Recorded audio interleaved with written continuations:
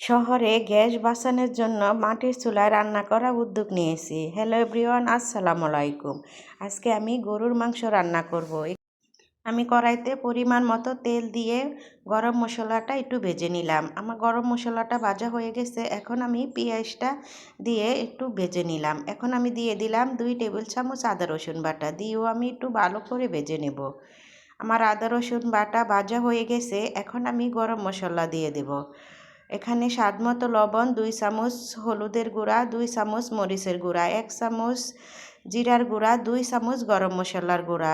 আবার দিয়ে দিলাম টমেটো কাঁচামরিচ দিয়ে আমি ভালো করে কষিয়ে নেব। আমি কষানোর জন্য একটু পানি দিয়ে দিলাম, যাতে মশলাটা ভালো করে কষানো যায়।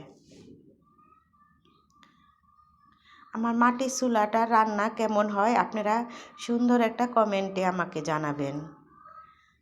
এখন আমার মশলাটা কষানো হয়ে গেছে। এখন আমি গরুর মাংসটা দিয়ে দিলাম। গরুর মাংসটা দিয়ে আমি ভালো করে কষিয়ে নেব। মাটির চুলায় রান্না করলে বেশিক্ষণ সময় লাগে না, তাড়াতাড়ি রান্না হয়ে যায়।